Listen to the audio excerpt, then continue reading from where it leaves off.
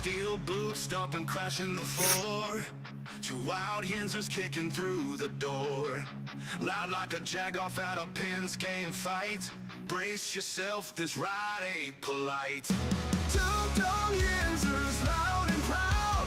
Heads in the clouds, voices in the crowd. Chaos brewing, they don't play nice. Hold on to your iron and grab your prime anti-slice.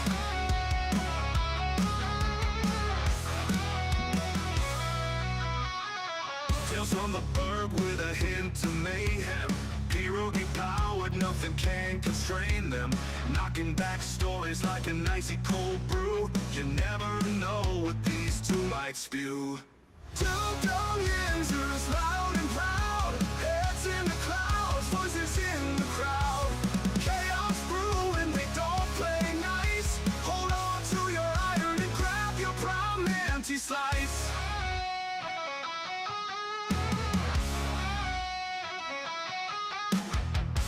From the burg with a hint of mayhem. Pierogi powered, nothing can constrain them. Knocking back stories like an icy cold brew. You never know what these two might spew. Two Dum Yinzers, loud and proud. Heads in the clouds, voices in the crowd. Chaos brewing, they don't play nice. Hold on to your iron and grab your prime anti-slice. Rivers collide where the laughs always flow. Black and gold thunder everywhere they go. The madcap kings breaking every mold. With two Dum Yinzers, the stories don't get old. Two Dum Yinzers, loud and proud. Heads in the clouds, voices in the crowd. Chaos brewing, they don't play nice. Hold on to your iron and grab your prime anti-slice.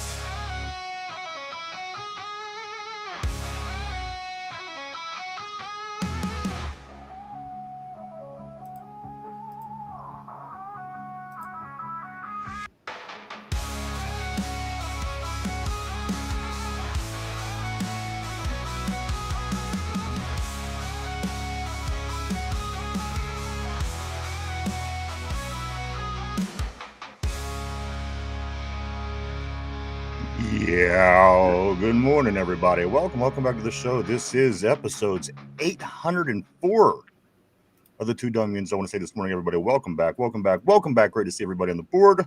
Great to see everybody. Welcome to the show, everybody. We got, guys, just 3 days in a wake, as John is saying on the board, 3 days in a wake up.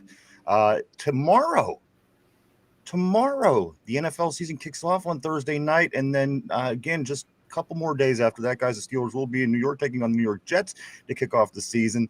A lot of things to go over today, guys. I do want to say good morning to everybody on the board. They're piling in early today. I want to say hey to Jen, Tortilla. You did refreshed at the perfect time. How you doing today, guys? Finchy, what's up? Tomorrow, Finchy will be on the show. We got a big show tomorrow as well. We'll get more into that in just a second. John, what's up? Big John Stud, middle name Mud. Everybody, good morning. Yeah. Oh, yeah. So what's going on, Mike? How you doing today? I am living the dream, my friend. I mean, does that mean that you're sleepy? Because I get the hint that you're a little sleepy this morning. I am very sleepy this morning. A long day at work, an early start to the work day, and I'm plumb tuckered out, as they like to say. Well, we got, Derpy is here to help us along the way, Mike. Just in case you're a little tired, Derpy is in the house. Always great to see Derpy. I do want to talk about Derpy for a minute once we get rolling here, guys. Derpy, he's doing his own, like he's working with these other guys, and they kind of do like this nerd show. In this show, it's called, what's it called, Derpy? The Average Boys Podcast. The Average Boys Podcast. And if you're into like things like, superheroes and movies and all this kind of stuff, do check him out on Sunday nights at 9:00. I think it's good again, and I'm not really into those kind of things. But if you're into Star Wars, movies, superheroes, anything of that nature, I would advise you go check it out. That is Sunday nights at 9:00. Derpy, how's that show going for you guys? Working out pretty good? Yeah, it's working out really well. We just had a show Sunday, so I can't wait for next Sunday. All right, man. Yeah, we're excited too. I can't wait to watch. Always a good show. And I see these guys had a nice turnout last week. So hopefully the good fortunes continue for our friend Derpy. And again, tomorrow, Derpy will be back tomorrow. And so will Finch. Finch will be here as well. We're going to be doing our first picks of the year, guys, because the NFL season does kick off tomorrow night at for Thursday Night Football. So we'll have a full crew tomorrow to do the picks, Mike, the first picks of the year, which Derpy championed last year. And also we're going to get caught up on our death poll because we missed out, Mike. We lost the Pope and Ozzy but between now and the last time we did our poll. So we're getting close. We're getting the right people, just not getting the right time. But we'll be getting into all that tomorrow. But first we have to enjoy Hump Day. Happy Hump Day, everybody. I do want to say what's up to Vegas, my friend on the board. Always great seeing Vegas. And then Ralph as well. Ralph Williams, always great seeing you too, sir.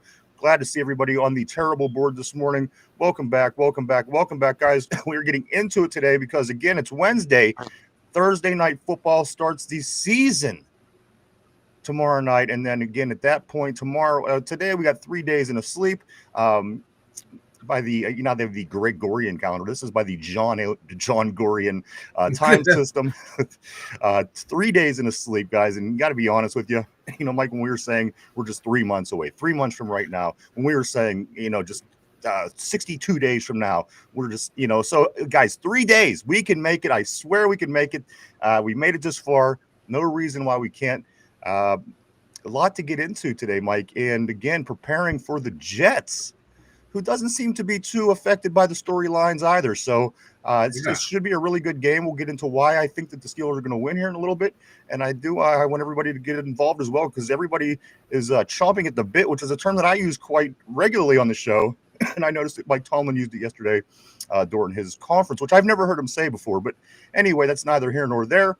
But guys, I know everybody is chomping at the bit to get into this. We do have Steelers real meaningful games in 3.5 days, guys. It's here. Let me say good morning to RB. My man, RB says Elijah Vera Tucker injured when standing up to wipe after shitting and slipping, twerking his hammy. Told you to sit down and lean. And wipe. Of course, a big debate here on the show, whether you sit or whether you stand when you wipe. Apparently, I'm the only person on the face of the earth that stands when they wipe their ass. Nonetheless, you're right, Elijah Vera Tucker, Mike, their guard, very big piece of that offensive line is out. So, again, this run against the Steelers and see how that works. That kind of takes a hit to that kind of game plan with our defensive line being out. I know that they wanted to test the defensive line because we have a few issues right now. So that's going to, it's going to just make it even more interesting, guys. So nonetheless, to the Steelers Jets game. As the show goes on, Corey, my man, what's going on? He says, what's up, guys? I'm probably going to miss game one, sadly, but I can't wait for the season to kick off. Hey, man, that's all right. Hey, we got to do what you got to do. And you know what? They come back home on the following weekend to play Seattle. Just jump right back in, brother. We'll be waiting for you. And Derpy's and Peaches back. Peaches. Oh, Derpy, baby boy, I'm so proud of you. He is. He's. Thank you. His nuts did. His balls did drop. Peaches. I got to be honest. From the time he first came on the show till now, he grew a pair, and he really came a long way. Again, the Average Boys podcast is really good. Again, Sunday nights. Check it out, Mike. We might even start carrying it right here on the network. Make it easier for everybody. I do want to say hi to Tortilla, of course. Again, Tortilla. I want to say hello to Kenneth. Kenneth on the board. Always great seeing you on the show or on the terrible board, Kenneth. Always great as we get ready for this Steelers game. Tortilla says Jets guard is out, which is good. I'm not worried about their passing game at all, but they could run all over us. Hope Cam plays. Derpy says, or Derpy Zan, I'm sorry. Hey, Finch. Ryan said I could get a little tasty. Finch, see if you're still on the board. There you go.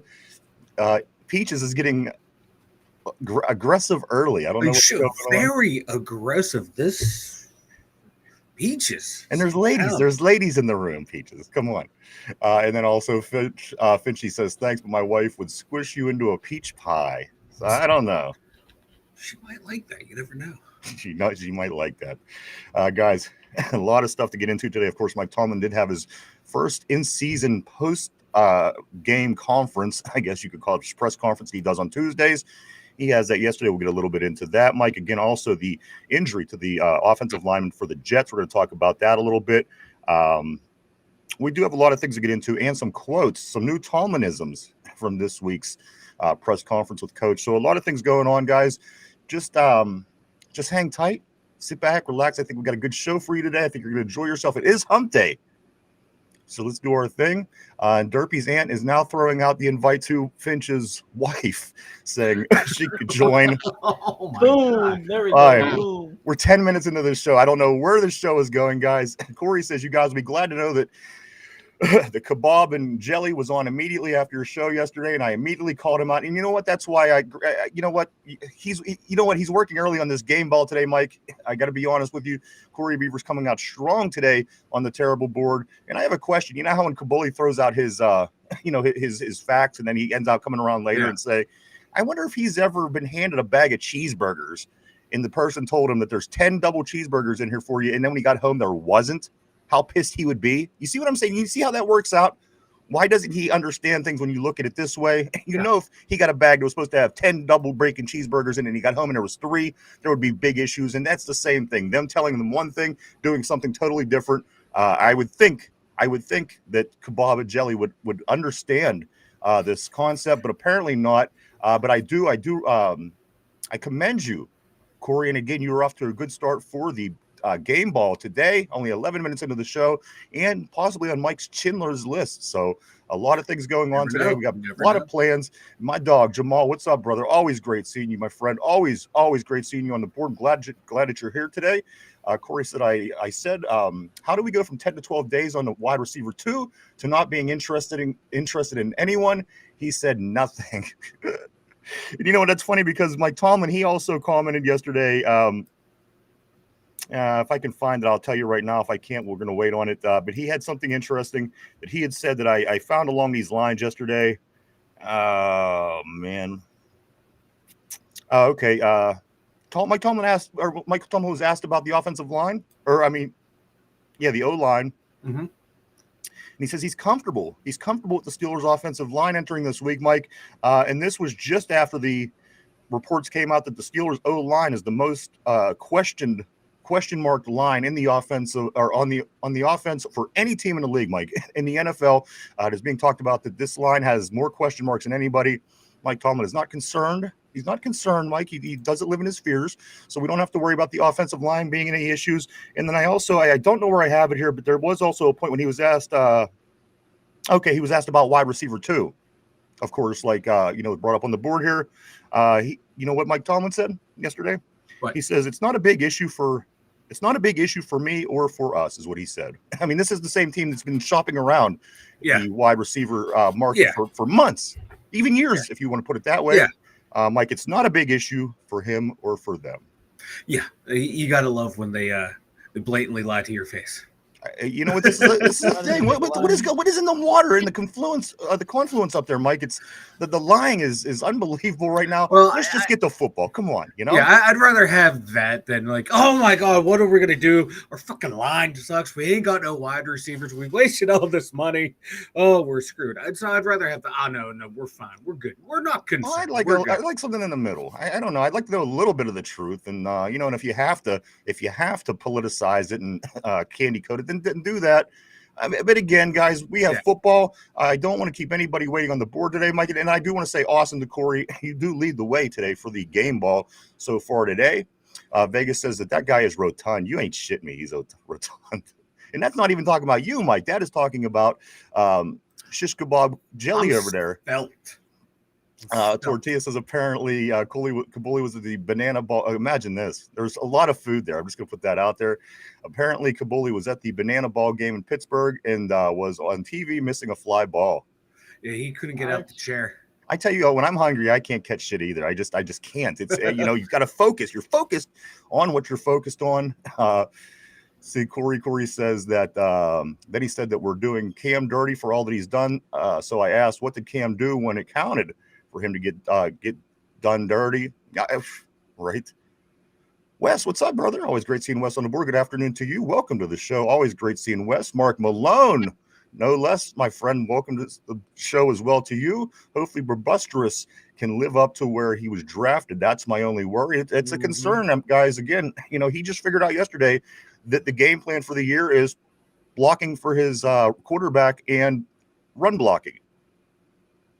I didn't know there was many other options when you're an offensive lineman, but he got that figured out yesterday, so I think we're okay. Tortilla says Mike Tomlin is a professional bullshitter. Finn says, what's wrong with being rotund? Jen says, can't wait to push that young O-line around. Jets O-line is going to be hurting at the end of the game. I hope you're right. I hope we are physical, man. This is what they wanted to be. Last year, they wanted to be bullies. It didn't exactly turn out that they were bullies. However, I'm all for this. I want to be physical, too. I want to beat some teams up. John says, I don't listen to Tomlin anymore. It's too frustrating for me. A lot of people say that, actually. Tortilla says Kabuli would be the guy to catch a fly ball with his mouth. Yes. Or his oversized underwear or something, something bizarre. I think Peaches will be out there, too, trying to catch the ball in her mouth. She's Maybe. got a lot of experience. Maybe. Hey, no. Or Kabuli would be trying to catch peaches in his mouth. I don't think Peaches would lower herself to that level. Corey says Caboner will never answer comments that hurt his ego.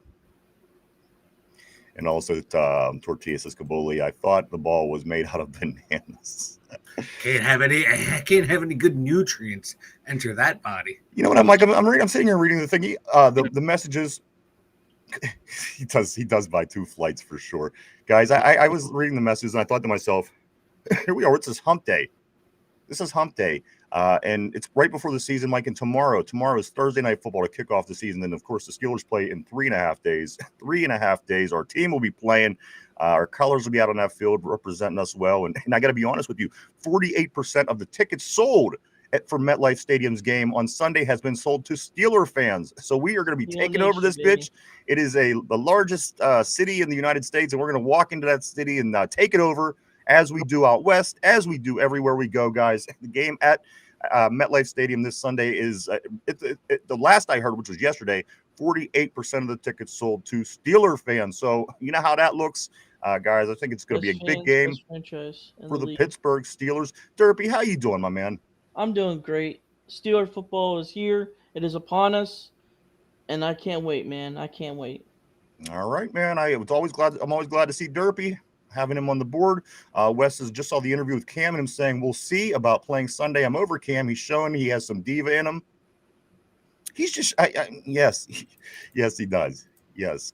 Corey says that Tortilla, he thought it was a hostess snowball. That's the only reason why he got excited and tried to move for it. You know what? The board is on fire, Mike. I don't know what I'm going to do. Between Tortilla I can take the day off. They got this under control. Everyone is making Schindler's List today. Between Tortilla and Corey, it's Mike. It's a tough race so far for the game ball of the day. It's early, so a lot's still to happen. But I was thinking, Mike, you know what we do every year prior to the season that we haven't done yet? Yes.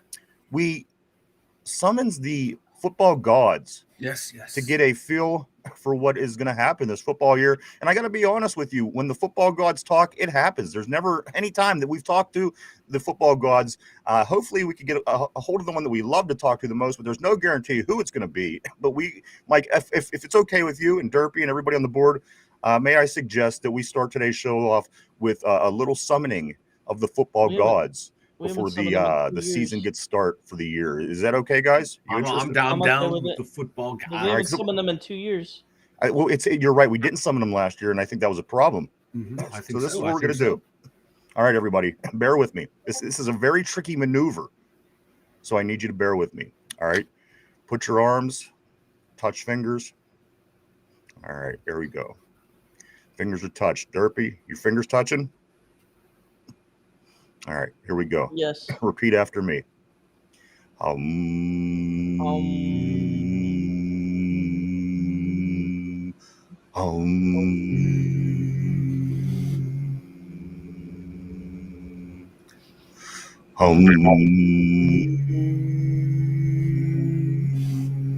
right, I feel it coming, guys.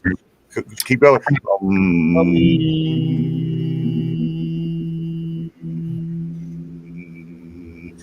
All right, I feel it.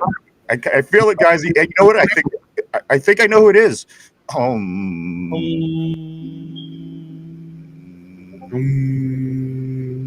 Mike, are you humming?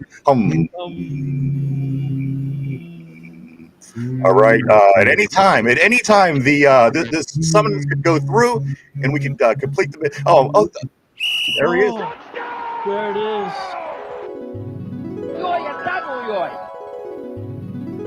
Triple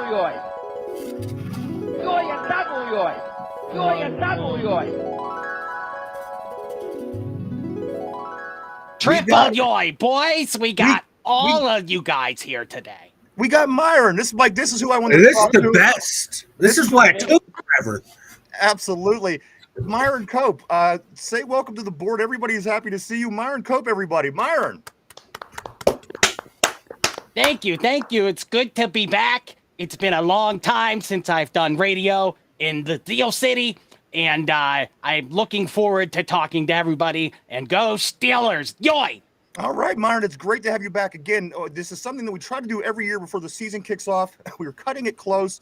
The whole Franco passing away, at the Christmas at the end of last year kind of messed things up with the way that the football gods operate, apparently. But Myron Cope is back in ghost form. Guys, let's get to Mike. I'm dying. I'm dying to get talking to Myron today because, again, Myron literally died to talk to us. That's right. Yeah. He literally talked to us.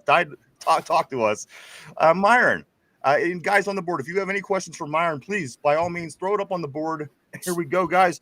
I just want to ask you for starters. Is there what's going on in the football gods, Myron? Because again, we used to have great fortune. The Pittsburgh Steelers, things used to seem to work in our way or in our favor every year. All of a sudden, the Pittsburgh Steelers have fallen flat for 8 seasons. Can't win a playoff game. Myron, what's going on with the football gods? Well, to be quite honest, I passed away 11 months before the Steelers won Super Bowl 43. And that was the sacrifice I made to get that Super Bowl. Oh, interesting. So that catch would have never been made by Santonio Holmes if you wouldn't have passed away. You would have been saying Santonio who? Yoy! Oh, wow. Mike, anything for Myron?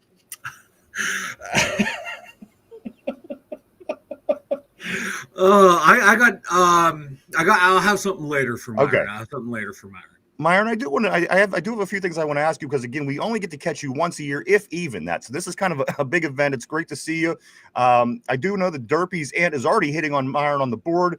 She says, "Oh, Myron, you're so handsome." So Myron, you do have plenty of admirers, believe me. But already Derpy's aunt is giving you. Well, I actually have personal experience with Aunt Peaches. She used to stand at the corner on Polish Hill, and she would make pierogies by hand, and she would fold them with her mouth. I don't know how she did it, but it would make you say triple yoy.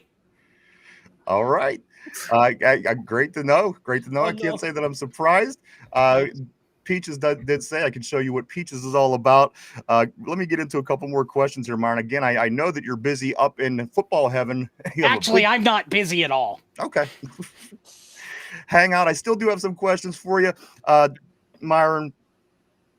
What should not only Steeler fans, but what should NFL fans alike also be expecting for this upcoming football season?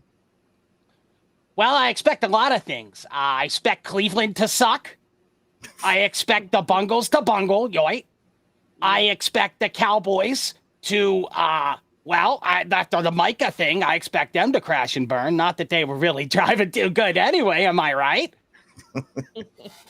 30 years. 30 years since the NFC Championship game, yes. It's been one derby since the Cowboys have been necked. It has been one derby. Will, let me ask you this. How does the greats up there in the football heavens, how do the greats perceive what's going on with the Green Bay Packers all-time best quarterback being the Pittsburgh Steelers quarterback this coming up season? I was talking to Vince Lombardi just the other day about this, and he replied simply, "That guy's no Bart Starr." Okay. All right. Interesting. What's your advice for Steeler fans this year? Again, Myron, it's been down here in Pittsburgh for quite a few seasons. Do you have what's some of your advice? Should we feel optimistic? Should we feel that this is going to continue, or are things going to start changing in our favor, Myron? Well, it can only really get better, right? Honestly, to be quite honest, this team is on the upswing. They're looking better now. It's promising. They made moves on the offseason. They picked up that Aaron Rodgers guy. They signed They signed the guys they needed to sign, your TJs and whatnot. It's good to see Pittsburgh Steeler football is coming back, baby. And this season, I think they're going to make you say quadruple yoy. All right. Ooh, Quadruple yoy. Myron, of We're course, gonna everybody yoy misses after everybody misses hearing you on the radio. Those always for great times on you're in Steeler Nation. I do have another question that's kind of been ringing in our ears here in Pittsburgh for a couple seasons now. Will the Steelers ever have a wide receiver too? The only wide receiver two the Steelers need is Aunt Peaches. And when I say a wide receiver, I mean a double wide, like a trailer. Well, I do want to tell you that Derpy's Aunt Peaches says I can fold them and suck a ball through throw a golf ball through a hose, baby. I can make it heavenly. And she follows it up by saying to you, Myron has peach juice all over him. So Derpy's aunt is aggressive this morning. I once watched her suck start a Harley Davidson.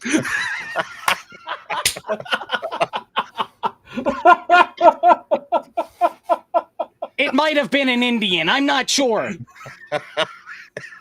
Yoy. Are you allowed to say that?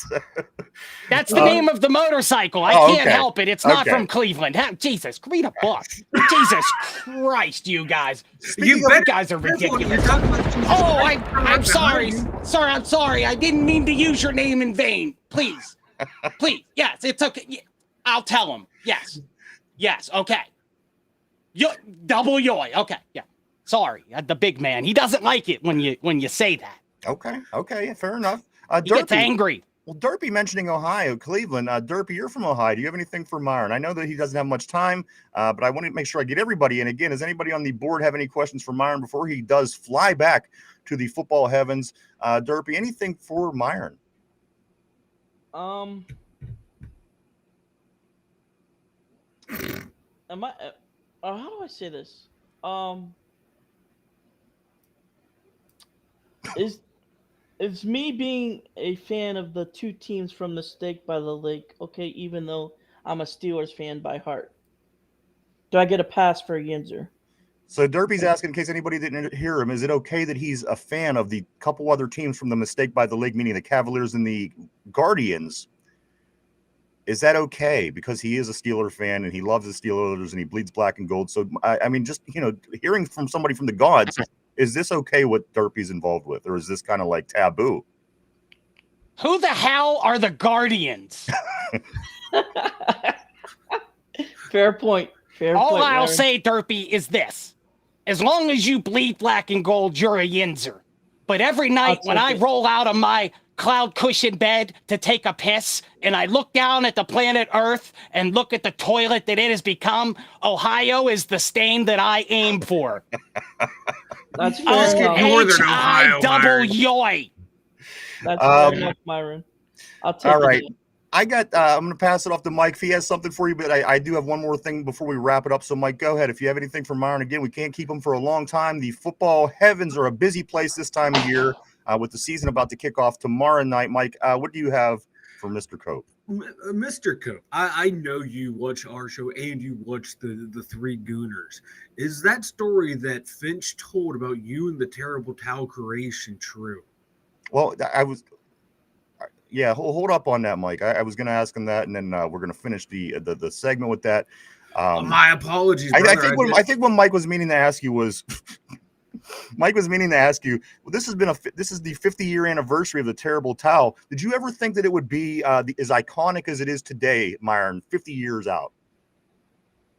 I knew the first time I saw it swinging by the hands of 35,000 at Three Rivers Stadium in 1974 that this was not just going to be some kind of crazy TV gimmick. This was not going to be something silly like Raiders fans and their stupid makeup or the Browns and their dumb dog pound faces. I knew this was something smart and practical. Not only do you swing it to support your team, but you can wipe off your seat.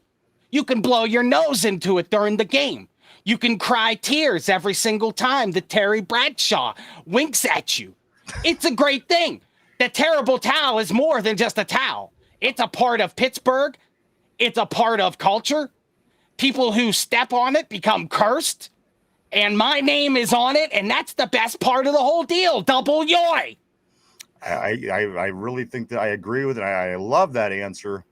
Derpy's Aunt Peaches says that Myron got her motor running, but I think you're gonna love this because That's easy when you give everyone the keys, Peaches. Now, Mike, I think that it's your turn to ask a question for Mr. Cope before he does leave and head back to the football gods. I think that Mike wants to ask you something. Myron, this is from Mark Malone, a name you should recognize and remember. He wants to know, is the gefilte fish better up there or in Squirrel Hill? I'm sorry, the what is better, the fish? The gefilte fish. Oh, okay. I can't get it up here. You can't get it up. It sounds like a job for Aunt Peaches. That's true, actually, yes. All right, one more we got for you. This is the most important question of them all because I think everybody wants to know the answers to this, Myron. Tell us, however, did you come up with the idea for the terrible towel? Well, I, as you may know, was a happily married man for a very long time. And when the Steelers approached me and wanted some sort of gimmick for the team, I had a few days to think about it, and I consoled my wife. And as you know, when you're a married man, when you console your wife at night, things get a little messy. So as I was standing behind my wife, and this was the year after the Immaculate Reception, in a moment of extreme lust and extreme pleasure, I called out to my wife. And I called her Franco Harris. I said, honey, please, catch the ball. She's running. She's down the field. The touchdown. The Steelers win the Super Bowl. They're going to the Raiders. I can't even call it right because I had an orgasm in that exact moment. And then I pulled out a towel and I wiped us off. I cleaned us off. I said, honey, here is a towel. And she said, that was the most terrible thing you ever said. And hence the terrible towel was born. There you go. That is amazing. I have a tear. I have a tear flowing back here. It's a beautiful story. The hair on the back of my neck is standing. That's valid. Let's just say I double yoid all over the way. We appreciate your coming to talk to us today. Again, this is something we try to do every year before the season kicks off. It's always great having Myron Cope on the show. I know that you do have to head back up to the football heavens. A lot of things happening up there tonight because, again, football season in the NFL kicks off tomorrow. I just want to give you a couple of messages from Aunt Peaches here on the board because they're directed directly at you. Right here, Derpy's aunt says, felt my what? I will help Myron get it up and then down. Ooh. And then she follows it up by saying, Myron, you called your wife Peaches and you know it. So there you go, Myron. Again, we couldn't thank you enough for everything. Always great seeing you. Always great that you take time out of your day to come down and talk to us exclusively here on the Two Dum Yinzers show and give out these great secrets to the viewers because they deserve to know them all. And now everybody knows how the terrible towel was invented. Myron Cope, thank you so much. Anybody else? Mike Derpy, you need anything? No. All right. Thank you, Myron. That was enlightening, brother. Well, thank you for having me on the show. You know, this is the premier YouTube Steelers podcast. I tried listening to the other ones. They don't compare. They also don't have Derpy. That's true. That's true. I have another question from Myron. All right. Do you see? No, I don't know. Derpy thinks it's really Myron. Yeah, I do. All right, go ahead. It is really Myron. So you're in heaven, right? For sure. Yes, of course I'm in heaven. What kind of scumbag do you think I am? I invented the terrible fucking towel. My point is... That's like a cheat code for heaven, you stupid son of a... You really are from Ohio, aren't you? Yeah, you can say that. No, but my Superman sucks anyway. My point is, since you're in heaven, is there a house of black and gold up there? Are the gates black and gold, basically? The gates are gold, the streets are gold, and there is not only a house, but a castle of black and gold. Okay. And it is run by the chief himself. He has a throne, and we sit and we relax. But just so you know, there's no seat in the castle for Franco Harris. No seat for Franco Harris. Ooh. What's that about? That's a story for another time. You'll Okay. have to ask the big man Ooh. himself, enough. W. We got some drama going on. Fair here. enough. All right, Myron. enough. Should we feel optimistic then heading into this week against the Jets? Absolutely. Everybody should feel optimistic against the Jets. They're the worst team in the history of the NFL. They've not been Exactly. good since Joe Namath. Fair enough. Fair enough. All right, Myron, thank you so much. It always is great to see you, sir. I'm sure we'll be seeing you again. Myron Cope, everybody. Mike, let's summons him out of here. Wait, Ryan. There's one more comment. No, Peaches. we're done. Hold on, it is a derp. It's an Aunt Peaches. Myron, leave my baby boy alone, or no sex for you, is what Aunt Peaches was saying. That is what we're gonna do for the out of this interview. Again, Myron, thank you so much. I hope that you have a great football season up with the football gods, and I hope that you shine down in favor on Steeler Nation this year. Let's summons him out of here, everybody, guys. Ready, Mike? Fingers, derpy fingers. Yes. Here we go. Bye, Myron. There you go. So, Myron Cope, everybody, right here. I can promise you, Steeler Nation, you are not getting Myron Cope Ghosts interviews anywhere else. I promise. Right here, it's exclusive to the show. Thank you, Myron Cope. Always great talking to the ghost of Myron Cope. Everybody, guys, a lot of things to get into. The game this weekend is just 3.5 days, 3 days in a wake up, as I've been taught to say, Mike, and I'm going to say that for the rest of my life. Just 3 days in a wake up, and then tomorrow, Thursday Night Football, the season kicks off. We got a lot of things to get into, Mike. As they were saying on the board earlier, that the Jets do lose Elijah Vera Tucker. Mike, he is a big part of that offensive line, being a guard, not having that position. And this was something that they wanted to do to us coming into this week, Mike. They wanted to run, at least put off the idea that we're trying to run, because we do have an injured Derek Harmon. We do have a Cam Hayward, which, again, Coach told us yesterday he's going to play. He doesn't think that he's not. But, again, there are some situations, Mike, and Benton. So, I mean, there are some things going on right now. How much does this injury to Elijah Vera Tucker mean for the Jets offense and for our defense stopping their run? It's a big. Oh, hold on. What the hell is going on there, Derpy? But it's a big loss for them.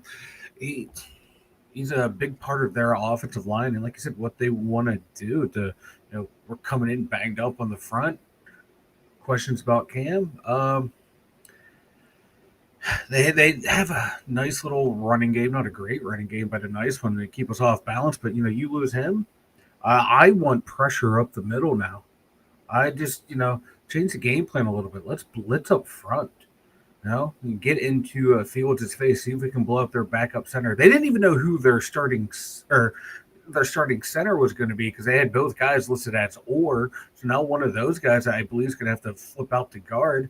So they're up the middle right there. Might be in a little bit of a little bit more trouble than it just losing Vera Tucker. Because the outside guys are still young, and he was like the big veteran on the team. So blitz up the middle on these guys, and make them earn whatever they can get. Mike, of course we are going to see Y.A. Black. He's a rookie that we want to see a lot of in this game. However, it seems to me that Isaiah Loudermilk is more than likely going to be the replacement or the person that gets a majority of the defensive line snaps with some of the situations we have. Do you have confidence in Isaiah Loudermilk in this particular game? Again, this isn't going to be long term. This is something that we're just going to do until Derek Harmon gets healthy and gets back. Do you think that we're going to be able to execute our game plan and do the things that we want to do with our defense with Isaiah Loudermilk? Mike, he has been on the team a few years. He's not the new guy. He's been around. It's not his first rodeo. What do you think about that? Again, because again, we are going to see YA. No two ways about it. We can't wait. But of course, the reality of it is Isaiah Loudermilk is going to be getting a lot of time on the front. Mike, is that going to affect us negatively, or do you think that the 10+ Isaiah is going to be enough to do what it is that we want to do defensively and go out there and set that tone? If we have to see a lot of Loudermilk, I'd be a little bit worried. I don't mind him coming in some situations. No, he's doesn't wow you, but he doesn't make you go, "Oh my god, this guy is a complete schlub." So that's why hopefully Benton's healthy and ready to go too. Let him float over to that side as well. But if we have to see a lot of Isaiah Loudermilk, I think that can hinder what we want to do, because I don't see him eating up multiple guys or beating a guy consistently to where they have to start cheating their blocking assignments to you. I think he's the guy that can sit there and take up a guy for a couple plays here and there when the defense is getting tired.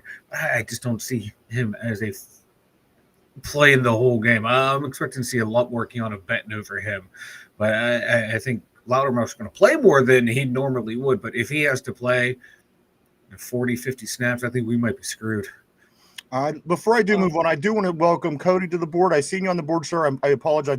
I didn't welcome you earlier. Cody says, what happened to Keanu? He was dealing with an injury, but I think he's okay.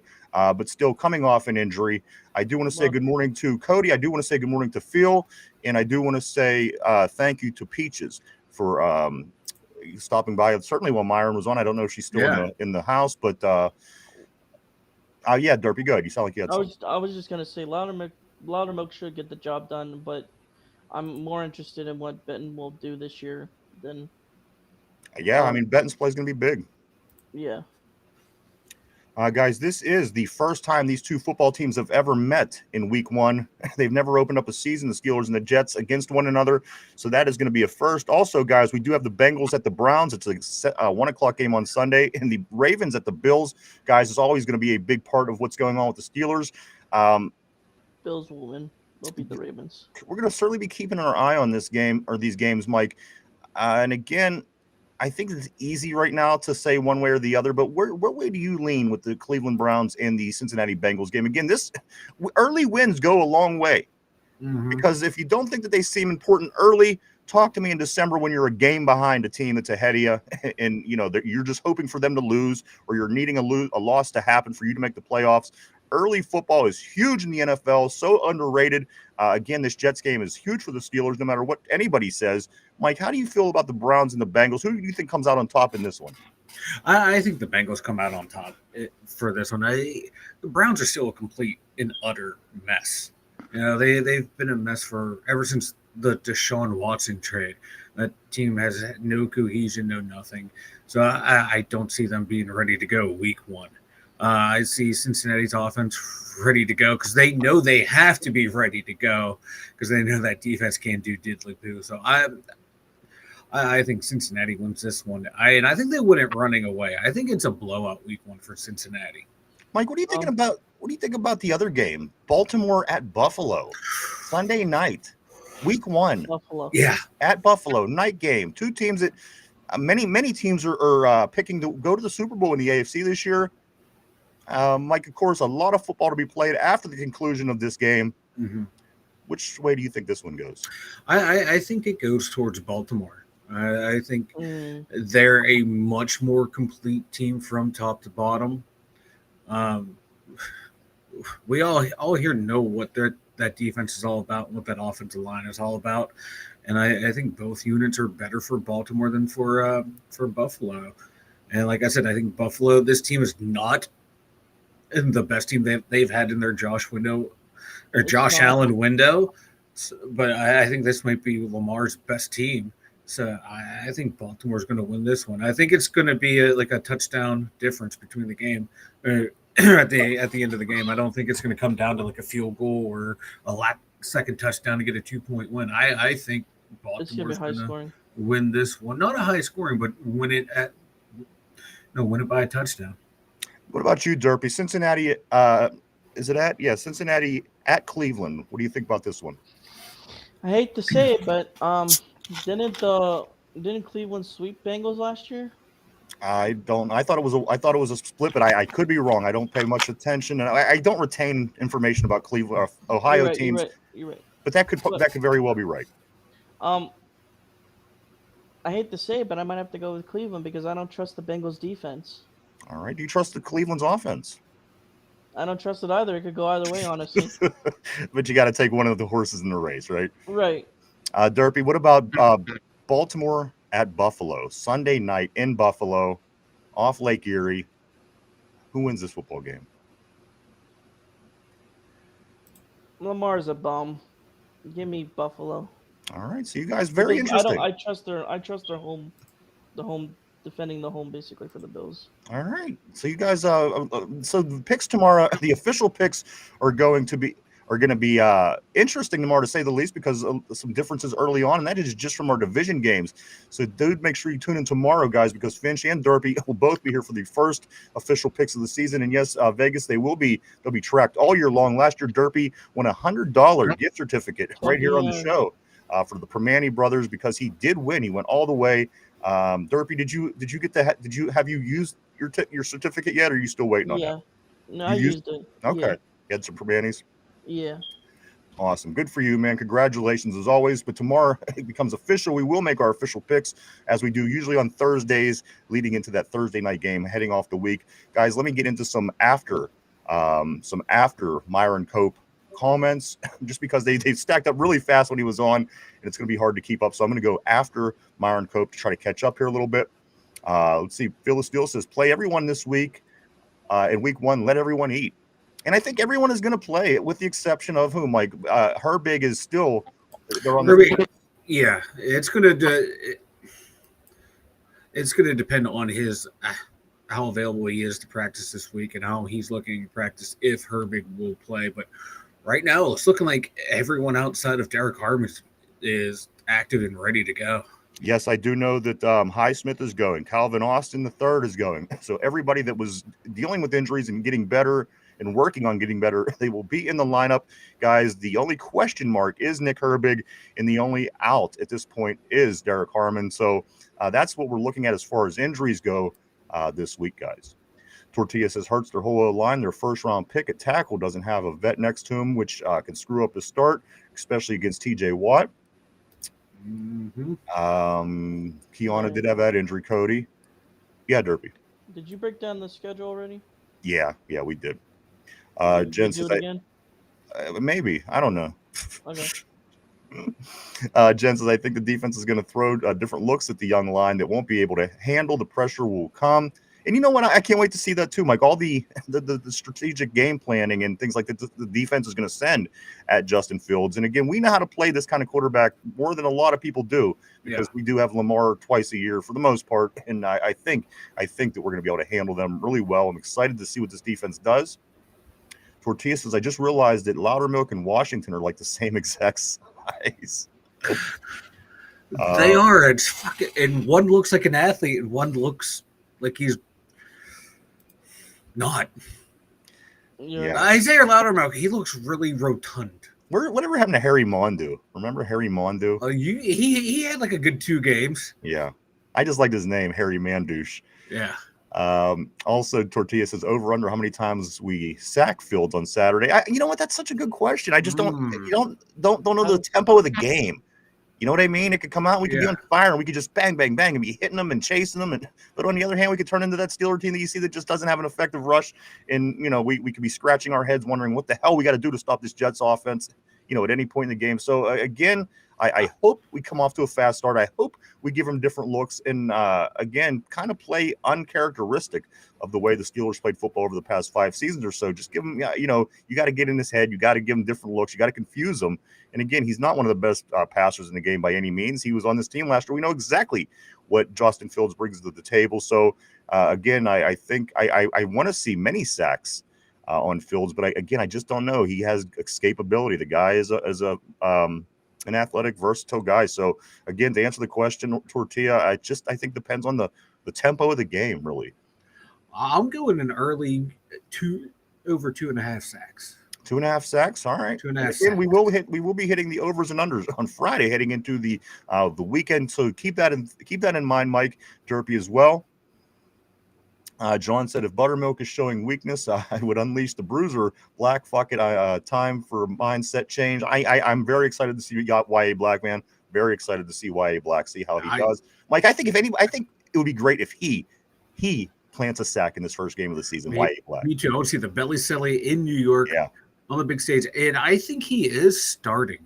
I think it is going to be Hayward, Benton, and Black. Unless right. Cam doesn't play, then it'll be Loudermilk, Benton, and Black. But I think YA Black is the starter. All right. Hey, you know what? I'm down at this point. Me too, baby.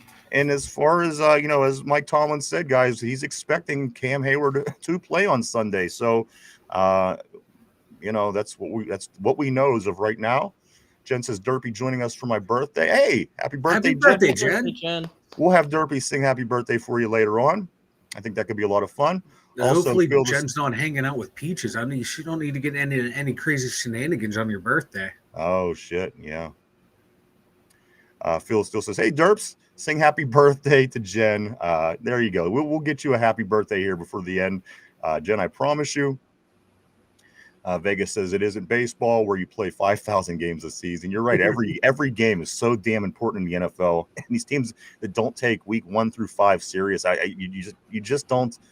It doesn't end well for you because again, you're hoping for teams to lose in December and you're hoping to win when they lose, and it just becomes a whole thing. Go out, win the games. Every game is the last game of the year. That's kind of always been my mindset. If you played like every game was the last back against the wall game of the year, I think you're going to do just fine psychologically. I think that could go a long way. Corey says Sanders is going to come in after their fragile quarterbacks all get hurt, and he single-handedly loses the game for everyone. Trash. Cody says I took the Ravens. I hate it, but I did it. If they play again at the end of the season, Baltimore will lose. Jen says DK in Washington in the red zone. I see touchdowns in our future. I can't wait to see this red zone offense. We got we got tight ends, believe me. And you know what? Teams with tight ends tend to do pretty well in the red zone if we could do it right and execute. Again, we have no shortage of tight ends for this to be our reality, guys. Tortilla says I can see the Bills beating the Ravens and the Browns, or I can see the Bills beating the Ravens and the Browns beating the Bengals. We need to beat the Jets, or else there's a way the Browns jump to the head start having a lead in the AFC. And that's what I'm saying. You don't want to be behind the Browns after week 1.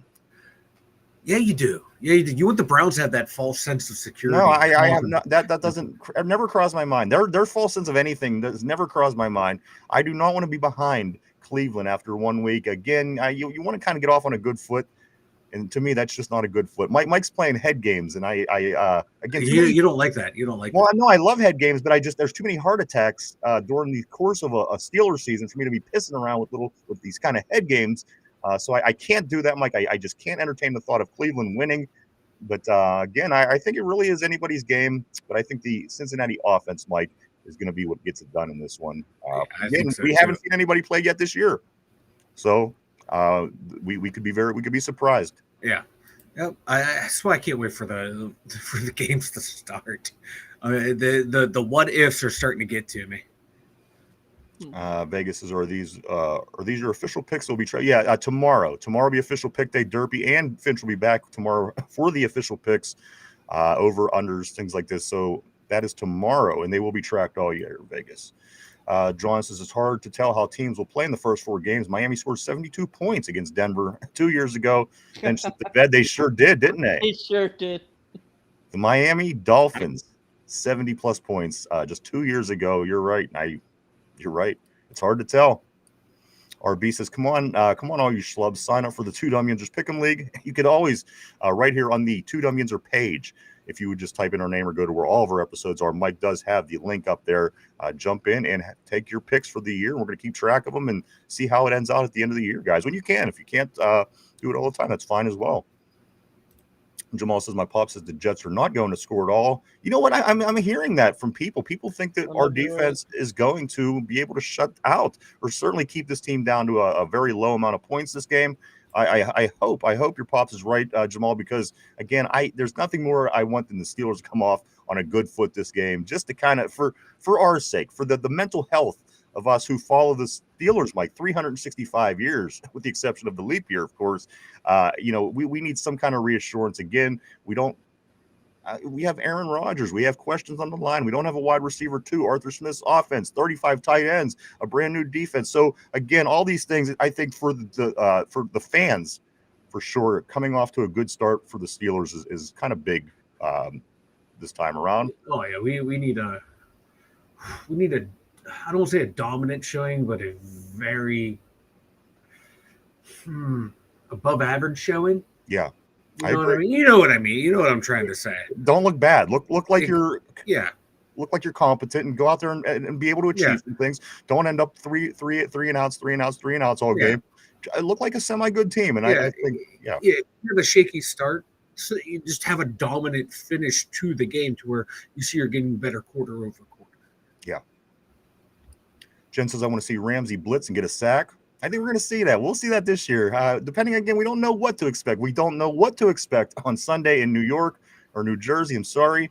But I can't wait. You're right. This Ramsey is a lot of fun. Again, some of these pickups, Mike, a couple of these guys, very, very intriguing. It's going to be a fun year. So far, it seems at least. Mark Malone says, Fields will fumble or throw an interception or two. I hope you're right. I hope you're right. And then we could all turn around and say, we got rid of the right guy. We didn't keep the guy that, So, again, I think a lot of this can certainly help us as fans. Let's see. Jen says, I don't need any help from Peaches to get in trouble. Ooh.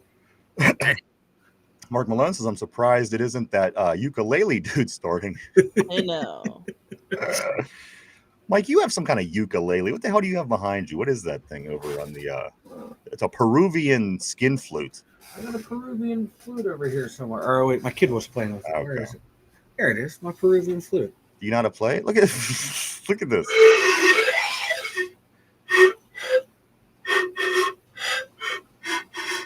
All right, time out, Mike. Hold on that. Don't let it go. All right, Derpy. Mike, you just hold it. Grab it. Derpy. There is no better time to sing happy birthday to Jen than right now. All right. Yeah, So, okay, Derpy, what we're going to do, you're going to sing happy birthday to Jen. Mike, you're going to play the skin flute there. And I'll Jen, play the skin flute for Peaches. Jen, here is. All we're doing for Jen. Yes, this is Jen's birthday. Not She's Peaches. a married woman. I can't play the skin flute for her. All right, Derpy, he's clearing his throat. You ready, guys? Here we go. Derpy, on the count of three, happy birthday to Aunt Peaches. 1, 2, 3. Jen.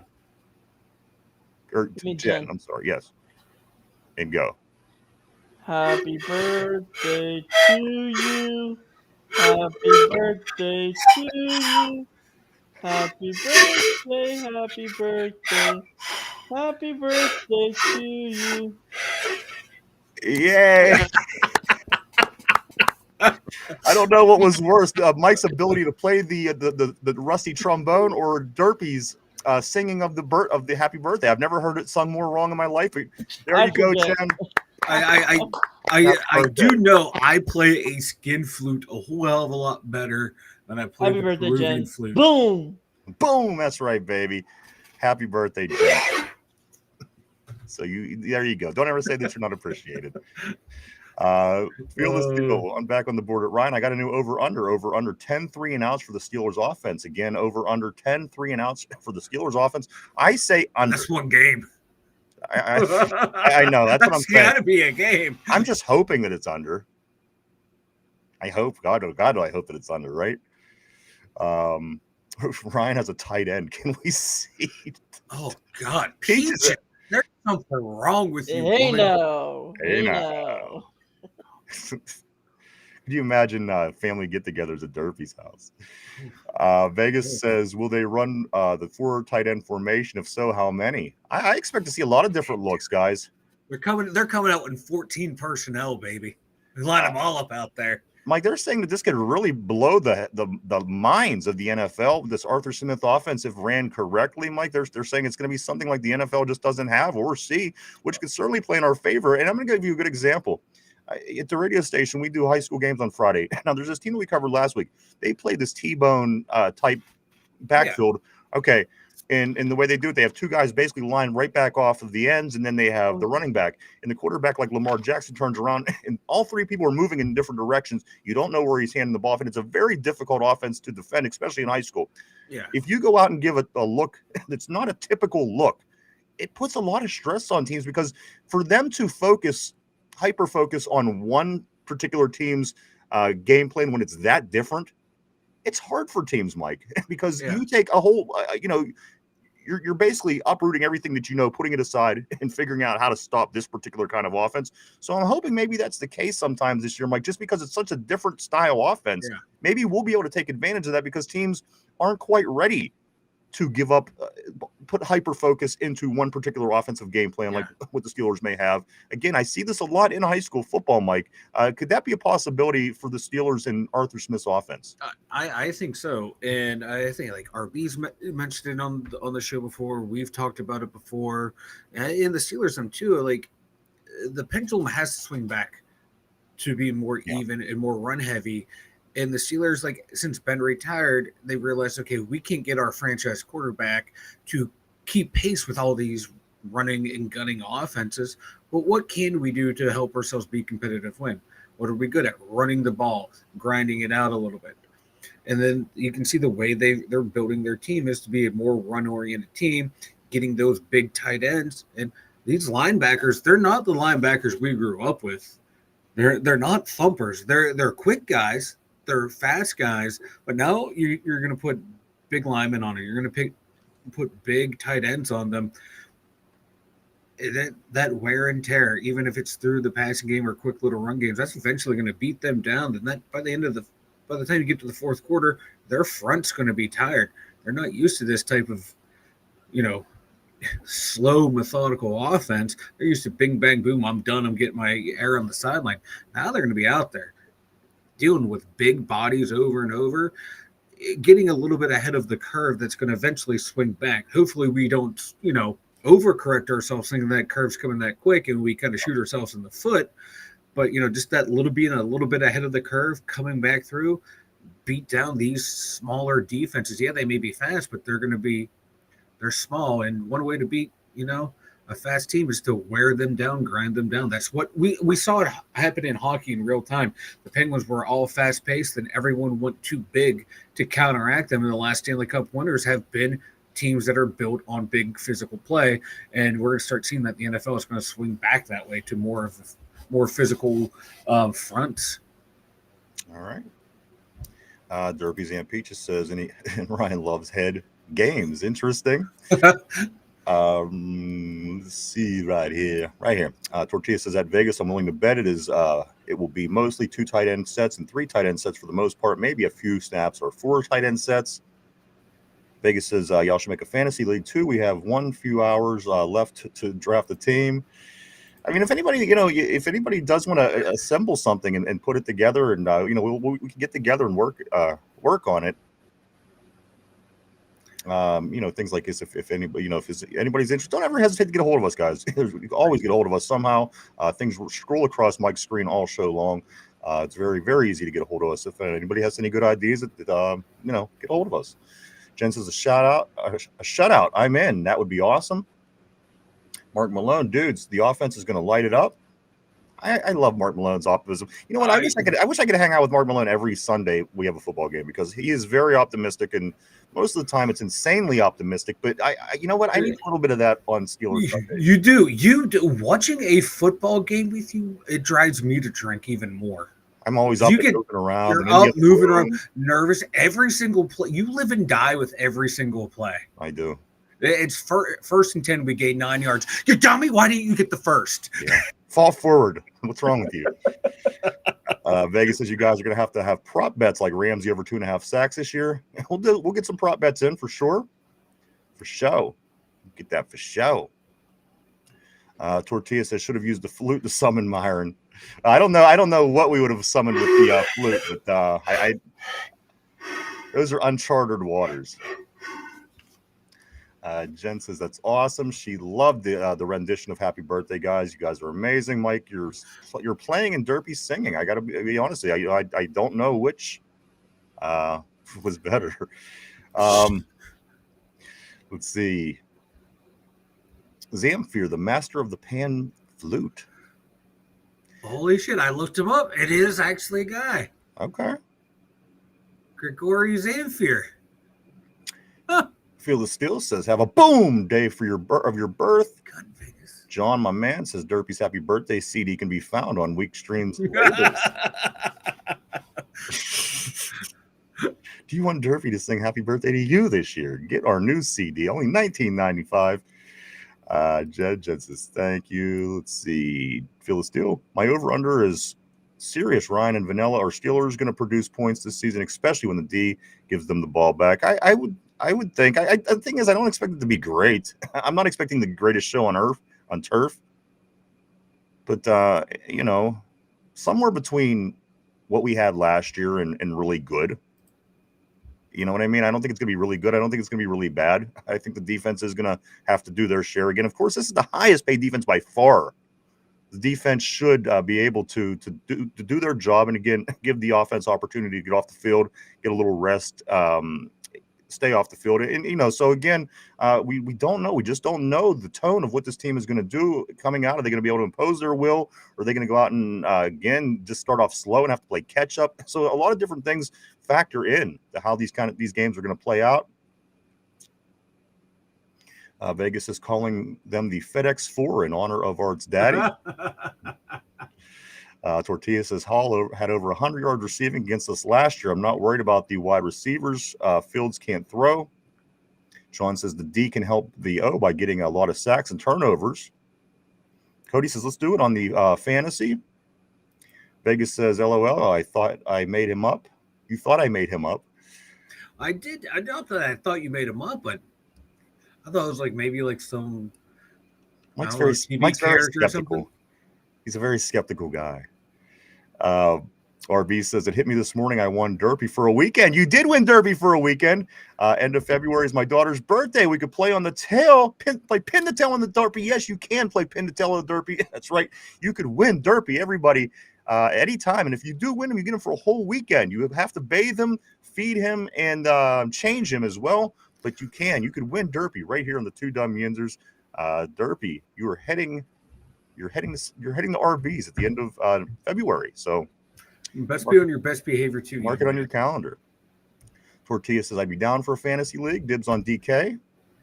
And finally, Corey says, I think we average 24 points per game this year. I think we have the highest defensive turnovers and sacks, but I also think we allow the most sacks on offense.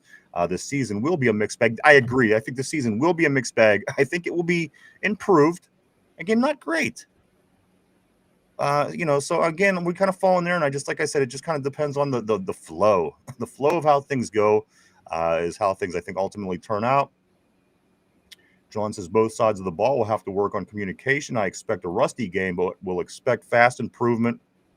That's the one thing I'm concerned about, Mike, is just, these few guys on offense and the veterans. And if they're as good as, they say that they are, and, they're the superstars, and it really shouldn't matter that much. They should be able to land on their feet and be okay. But again, I just think as a human being, I'm somewhat, somewhat concerned. Yeah. I'm still in the middle of how I feel about them not playing a lot. I feel like, they are the best of the best. They should not need that. They should just be able to get out there and go. You've had practice time. It's not like you're some schlub, coming in off the street. But, like you said, it's human nature. You want to have that a little bit of a build-up going in. That's why I'm thinking if, all these other starters played 2 drives in the preseason. Okay, a drive in the NFL in live action should be more than enough time to shake off the rust. If somehow magically 2 drives in the preseason is good enough for these guys, 1 in the regular season should be it. The thing is, I don't think it ultimately comes down to their play. I think it comes down to the play of everyone around them. Again, with the cadence, especially a brand new quarterback, being on a practice field and being on the game field are 2 different things. Again, hearing the cadence, hearing the, in a different setting against with across a guy who's going to nail you in the next 10 seconds, where in the preseason and practice, it doesn't play out like that. It's a whole different game. So again, I just hope that the offensive line, who's young and inexperienced and kind of going through some trials and tribulations, I hope that it works out for them. Again, I could see that being where the problem is with Aaron Rodgers not getting the play in preseason.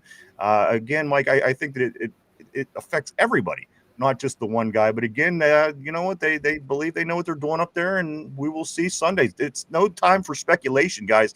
Game time is it's coming. It's going to be here before we know it. We're going to learn a lot of these answers in just a couple of days.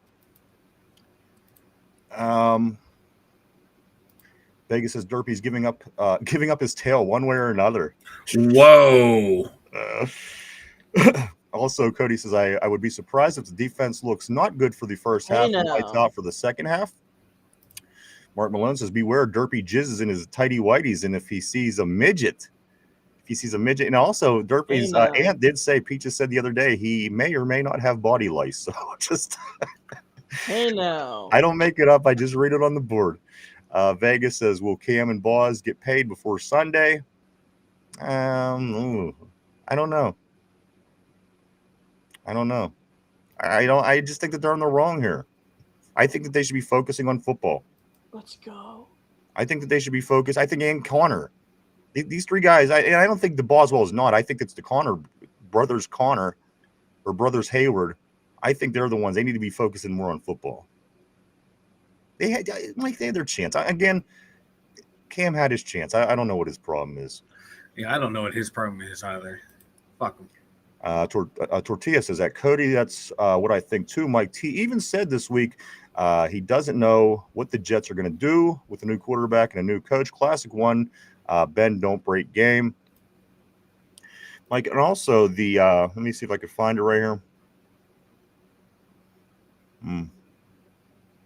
Mike Tomlin did say this. This is something else Mike Tomlin says. His new Tomlinism, guys, as of yesterday, quote, I don't tote last year's problems. I don't tote last year's bags. Like, he doesn't tote last year's bags. Mm-hmm. Yeah, last year's Louis are sitting on Where the does he bench. come up with these? I don't know. Again, I don't know.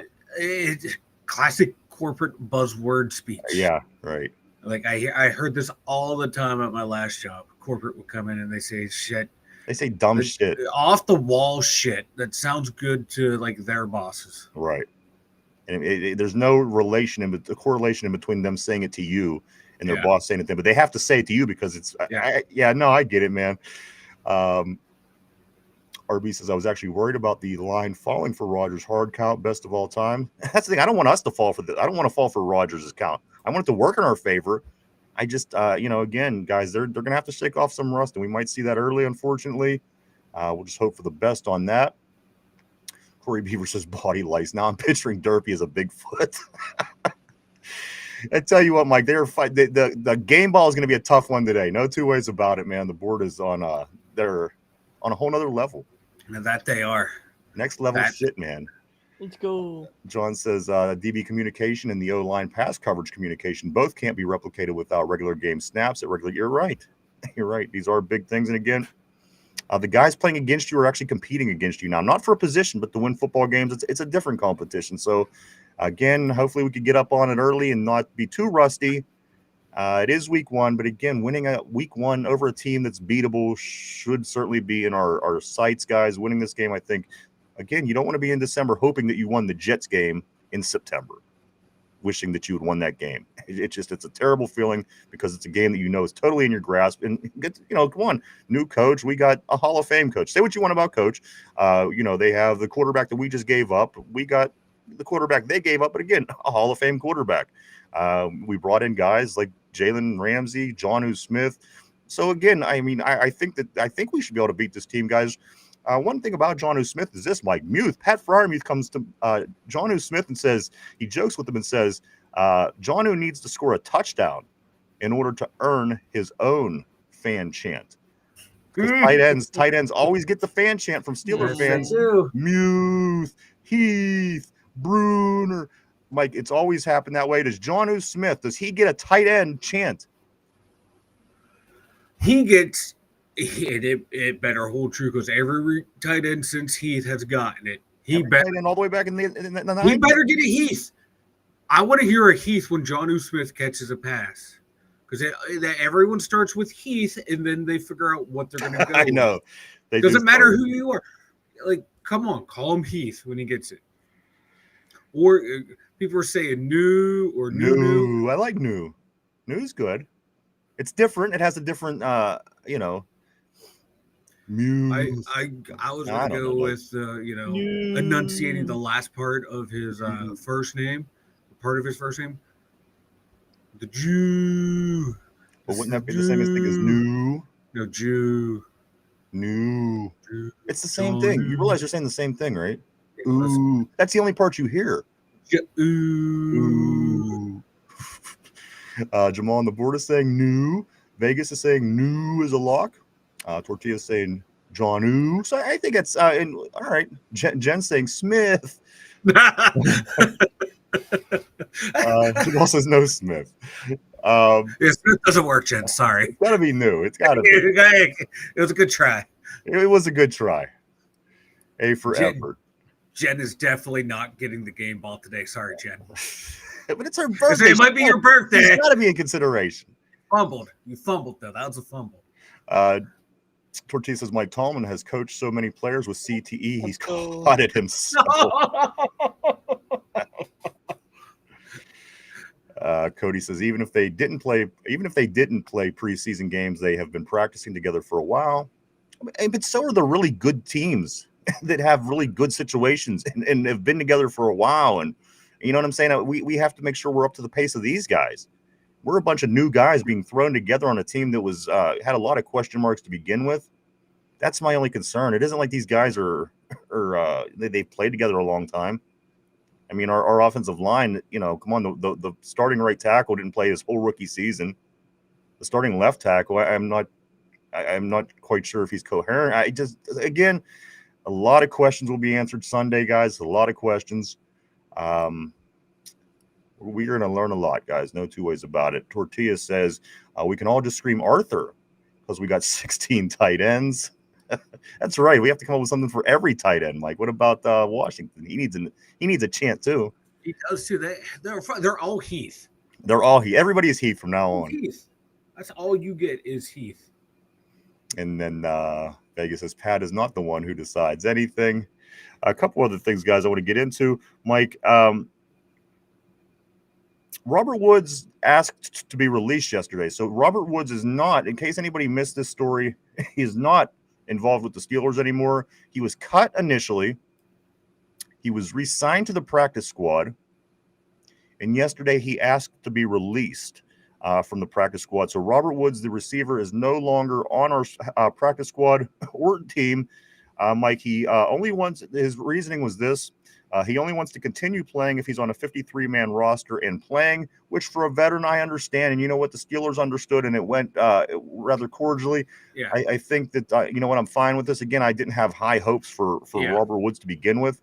But Robert Woods, guys, as of yesterday, is no longer a part of this organization. And, again, he made a decision. He's a veteran. He won a Super Bowl with L.A., he made a decision like he doesn't want to be on a practice squad or if he's not playing anywhere. I understand. And again, now this is a veteran move that I have no problem with. Cam, different story. What happened with Robert Woods yesterday? No issues. Yeah, Robert Woods volunteered to not be paid. Yeah, right. Yeah, and he said, "Hey, if you guys need me for the 53-man roster, I'm available." And I'm like, "Okay, we'll keep you in contact," and just delete that number.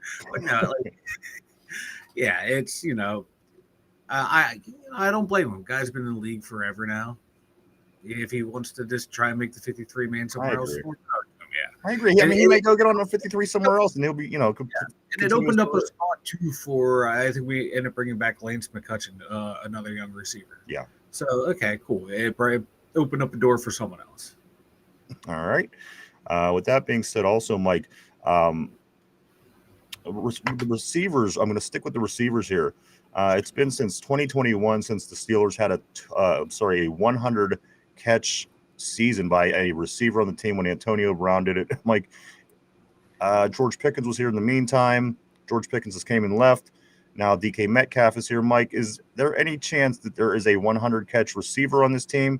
Again, just due to the maybe surrounding cast, it's going to be, again, if you have, a 1 and a 2, it's different, but we're kind of experimenting with 3, 4, 5, and 6 in number 1. Mike, is it going to be possible to get a 100 catch receiver in the season with the people that we have, with the people in our wide receiver room? Yeah, I don't see it happening. The closest that DK came to it was 90. And that was back in 2022. So I don't see it. And like you said, too, all the weapons that we have on offense on paper, 4 tight ends, DK Metcalf, Gainwell is going to get catches.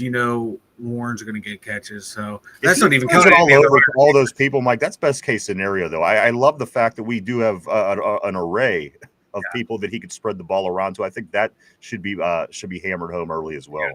I think the ball's going to get spread around early, often, and all throughout the season. It's not like, like AB was that guy that you could force the ball to get those 100 Right. catches. And, that's at the time, too, when AB had that, 5 yard or 50 yards on 5 catch streak going on that apparently meant the world to him. So they forced the ball to him a little bit. Absolutely. Yeah. But, I don't see it happening.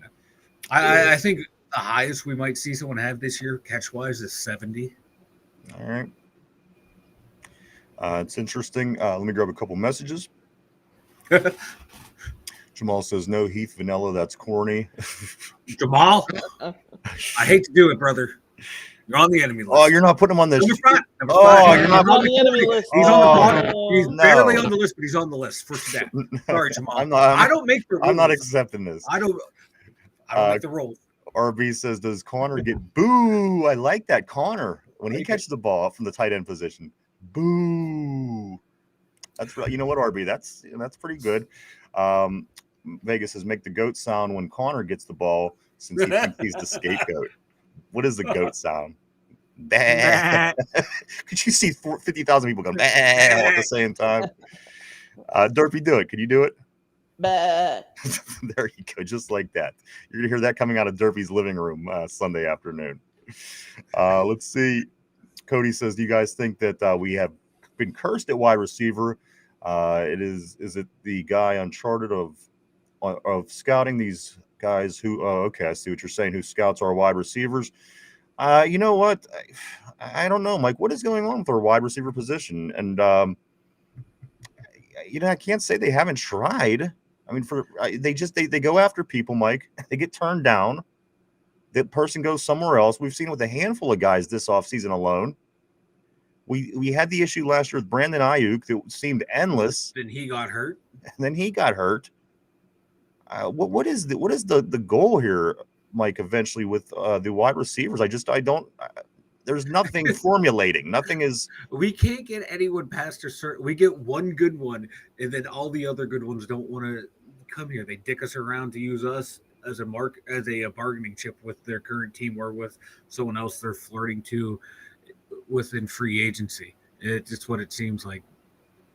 Because there's a laundry list of people that we've negotiated with, talked to teams with, try and trade with, and the teams have turned us down at every opportunity. Or we had a deal in place, and then they go back and then they snake us on the deal by signing their guy like they did with Ayuk. So, they're trying. They have an idea of who they want. They just can't get it done at that number 2 spot. So hopefully this year, we can. We'll see if the guys that we have on the roster can step up to that spot. It's unsettling. I mean, it is. It just feels like it's gone on for a couple seasons. It makes you wonder what the hell's happening, what's going on, and I don't know. Jamal's happy he made the list. He's Corey says, Derpy, that sound makes me think of 40-year-old virgin. Go fucking go. Yes. Field of Steel says that, Cody, I know the problem, but I already said it. I'm just waiting for it to happen. A few more things, Mike, before we do start rounding third for the day on this hump day installment of the Two Dum Yinzers. Mike, James Harrison, of course, the great Pittsburgh Steelers linebacker, Mike. Derpy, James Harrison says players today are very, very, very sensitive to criticism. Mike, is that because they're sensitive to criticism, or is it just because James Harrison was that bad of a dude that everybody's probably seems like they're sensitive? You know what I mean? A little bit of both. A little bit of both. And you can't just say every player nowadays to it. No, there's players to it that are, and there's others that want that criticism. There's others that want it delivered in a certain manner. So, and then there's like James Harrison just probably thinks everyone's soft. So yeah, I think it's all over the board because I see it where I work. I get younger people in. Some of them, you got to be tiptoes around. Others, they're right in with the rough and the gruff attitude so that they fit right in. So it's just it's a person, it's Like- a person to person thing, but it's easier. It's an old man thing to do. Like, oh goddamn, these younger kids are soft. It's usually, it usually holds some water, but I think it goes both ways. You know what's an example for this in the real world? One thing I'm noticing on social media, people don't spell words out anymore, like death or killed. Words like this, they put dashes. They'll put like the first letter and the last letter, and then they'll put like a bunch of dashes in there. That's just kind of an example. What's the problem? Why can't you say the word killed? What is wrong with people? What it is, like on certain social media sites, they automatically censor that word. No, why? Yeah, they will censor. They have censored certain words. Look So how now far we've come to get to where we are, and so now when they're on those sites and stuff, they'll automatically do it, or they'll put the emoji up there because they know the emoji won't get censored. They know like the word that they type will get censored, so they have to work around it. Because I thought the same thing too. because Like, I'm definitely James Harrison in this situation. Yeah, I was wondering that too myself, and I fell down a rabbit hole of online censorship from companies, and then how to get around freedom of speech. I'm all about freedom of speech. I don't like this at all. I just don't understand what the problem is. Like, yeah. All right, let's get back to some messages, guys. RB says we always go after guys who can ride the kiddie rides at Kennywood in the draft and try to sign big guys. Dorothy, that's your section of Kennywood, right? The Vegas says, says, hell yeah, it is. Team has been cursed ever since that damn Black and Yellow song came out. After when we lost the Super Bowl, right after it came out, and haven't been close to going back. It's black and gold till we're dead and cold. Christopher, what's up, man? Always great seeing Christopher on the board as well. Christopher says Roman Wilson is going to have a breakout game on Sunday. He is a young Hines Ward with blazing speed. You know what, Christopher? I hope more than nothing than you're right. I want that question answered for me. Like, if Roman Wilson comes out and just blows us away, I'm going to feel a lot better at the end of Sunday afternoon than I do right now with the receiver situation. I hope he comes out and just takes that role and excels again, because that will answer a lot of questions for Steeler fans, Mike. And I think that helps complete the offense a little bit more in its entirety. Roman Wilson, big game this Sunday. I'm down. I am down for this. Yeah, I want to see him have a damn good game. And just so we don't have to sit here and bitch for the next 18 weeks about the wide receivers. At least can we have someone who knows what they're doing out there? It'd be awesome. I think if Roman Wilson could step up and have that season, I think that somebody can get 100 catches. Like I said, you just can't have everybody hyper focusing on DK Metcalf. And you know what I mean? You get that receiver across him. I think there's a chance for 100 catches, Mike. And especially, as I said, the way Aaron Rodgers throws the ball, if he still has it, like they're saying that he has. I mean, the Steelers are saying it, the media is saying it, analysts. Some analysts outside of Pittsburgh are giving us shit about him. But again, if he still has it, and is able to hit these receivers, that should be a big step up from last year, especially considering that Russell Wilson had the moon ball and the check down pass, and that was it. There was not anything else, certainly over the middle. So again, this could go a long way, guys, and we're hoping for the best. We have 3 days and a wake up till we will know. Oof, big oof. Cody says it's funny. Connor thinks he's the scapegoat. His brother brought this on him. I know. It's all Cam's fault. What's he blaming us about? What's he being shitty with fans? This is all Cam's fault. It is all Cam's fault. Fuck that guy. Let's see. Corey says, no, these players started getting soft when they stopped having to work so hard to get paid. Now you get paid if you're a player at a valuable position, wide receiver, defensive tackle, and outside linebacker. Cody says, GP, Deontay Johnson, Chase Claypool, Martavius Bryant. We drafted all those guys. You know, when they're all hella talented. GP, AB. I mean, Claypool, the first 6 games of his career, I thought he was going to be a Hall of Famer. And then he just, I don't know what the hell he did. It was like on Space Jam when the aliens took their game. Like, he had game one day, and then the next day he was the worst player out there. The Tucker injury may be worse than we thought. What injury? Do you know how they announced the guard was hurt? Tucker. Oh, okay. Yeah, Schefter just tweeted out in the Jet Sphere that he tore his tricep. So that'll be season ending. Oh, it's unfortunate for him. John says if the players stayed off social media, they wouldn't know or care about things that were said about him, Mike. And this is kind of what I'm getting to with my last question of the day. Mike, are Cam and Connor focusing too much right now on things that they shouldn't be focusing on? Maybe they are sitting down studying their plays. Maybe they are in the weight room working their ass off. But again, is this what we should be seeing from brothers Hayward just 3 days before the Steelers kick off their season? Mike, is this what you want to see? No, as a Steeler fan. No, it's not what I want to see at all from those two knuckleheads. No, it's quit talking about about everything else, and just shut up and start studying film and play some football. Quit being jackasses. And when we had our Juju Smith-Schuster years, you know what I mean? It was enough is enough. Just play football. Do what you're paid to do. You're paid a lot of money. Fuck focusing on this and that. And then we wonder why we can't win a playoff game.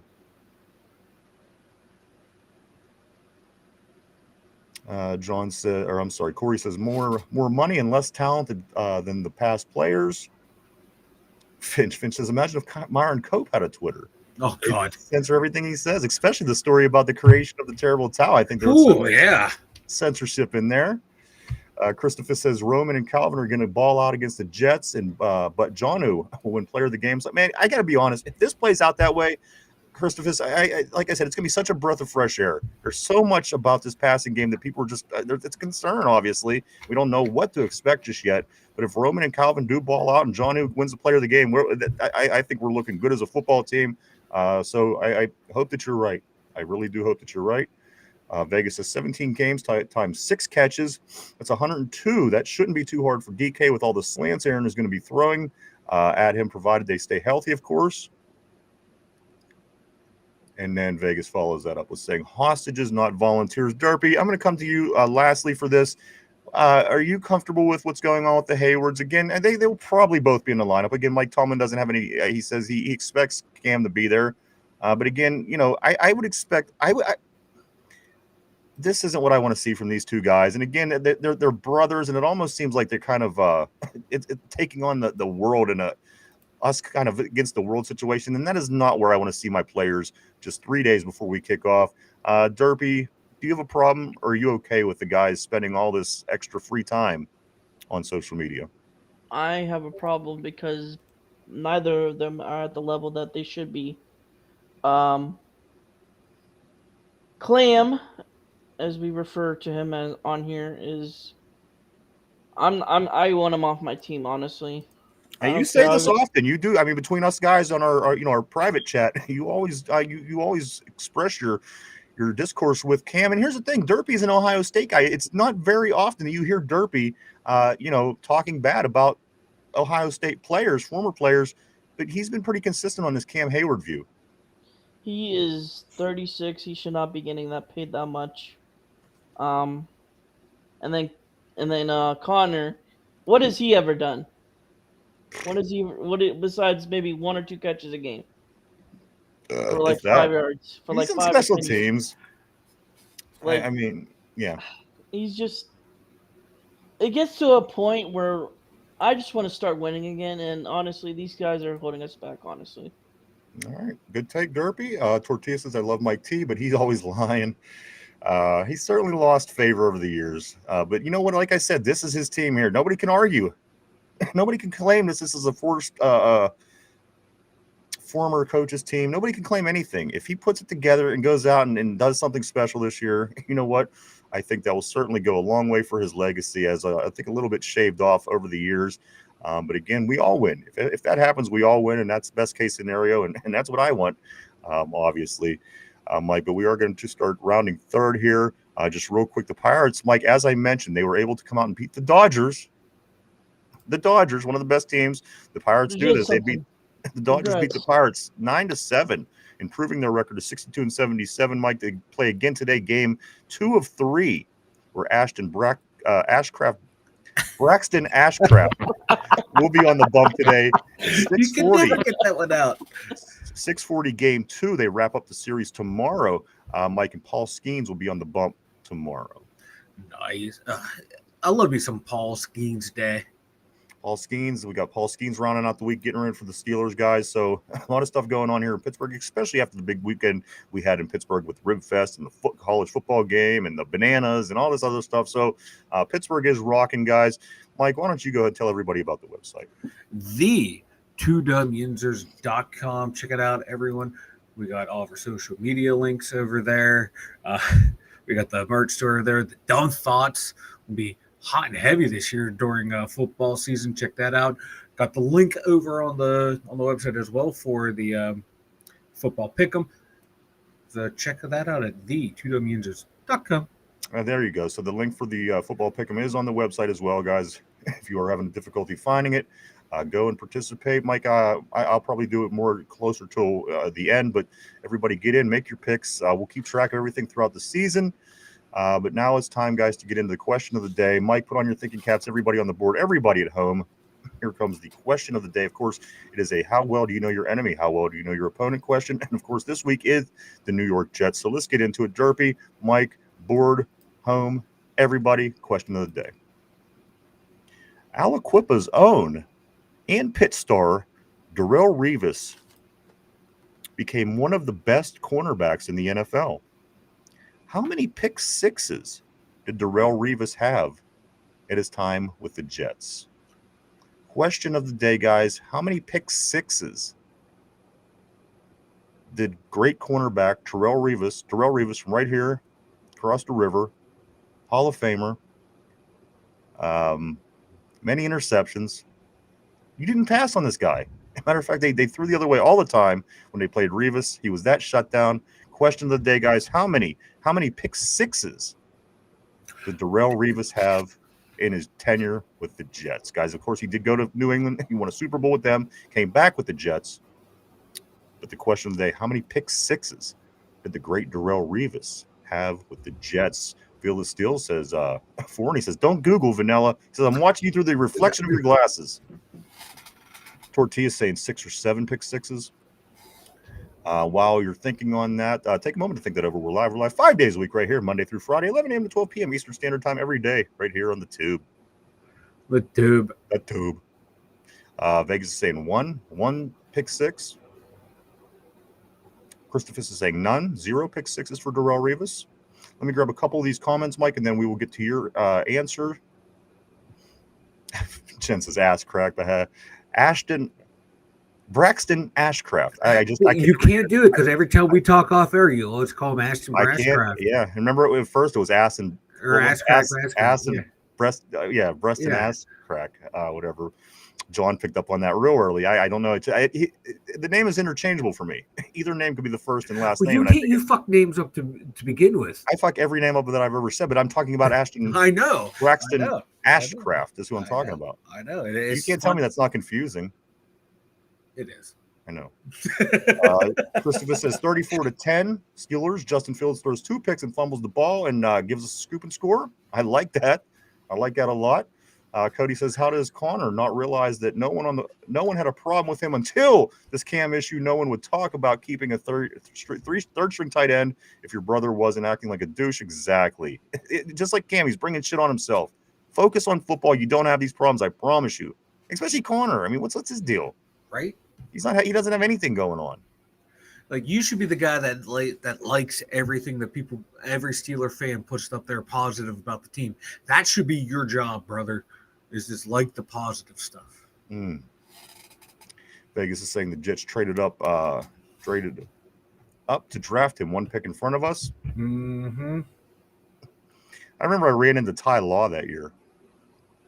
I was dating a girl at Aliquippa, and I seen Ty Law. It was I forget what it was. We stopped somewhere, but he was at something, and it was like right after that was when Darrelle Revis came in the NFL, and we knew Revis, of course, being here from the Valley, but yeah, it was just crazy the way it played out. I actually seen Ty Law from me to you away, and anyway, long story short, guys, let's get into it. Mike, what is your thought process with this question of the day? How many pick sixes did Darrelle Revis finish with as a New York Jet? This feels like a trick question because we know Revis Island was arguably, I have him the number 3 cornerback of all time in the NFL. Okay.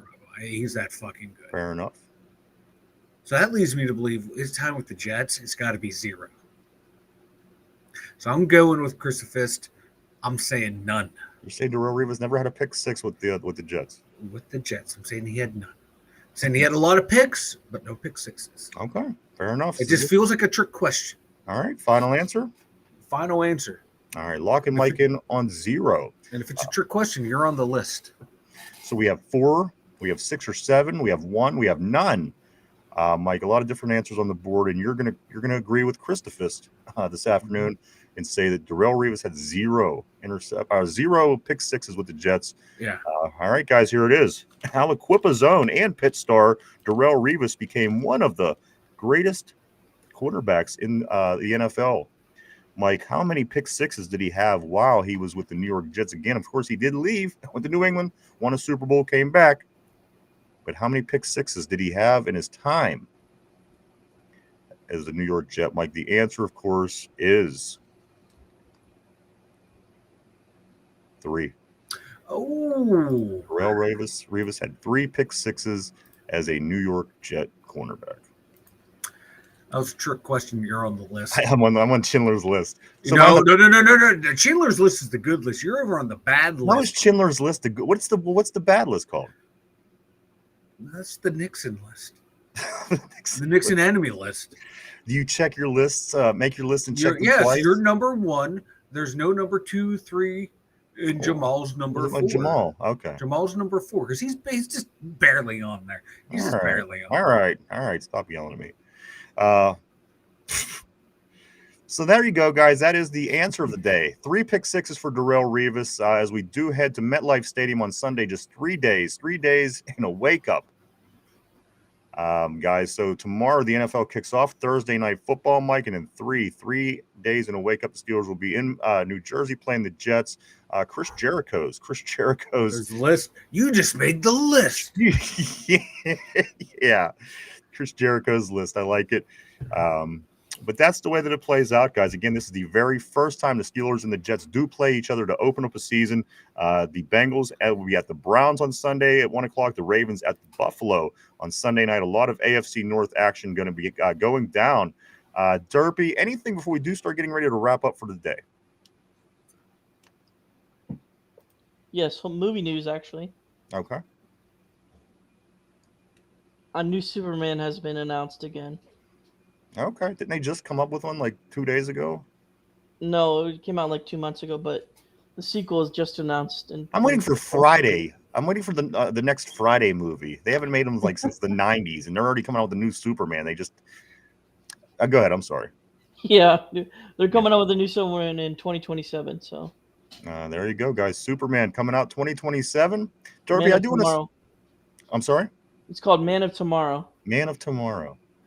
Yes. And don't forget to catch Derpy on Sunday nights on the Average Guy, The Average Boys. the Average Boys podcast. I think we're going to start carrying it right here Sundays at 9 o'clock. You can keep up with all the nerd news, movie news, superhero news on the Average Boys podcast. Derpy, a couple of his buddies are on there. It's actually pretty good. Go check it out. Sundays at 9 o'clock. Michael, anything before we get ready to wrap it up?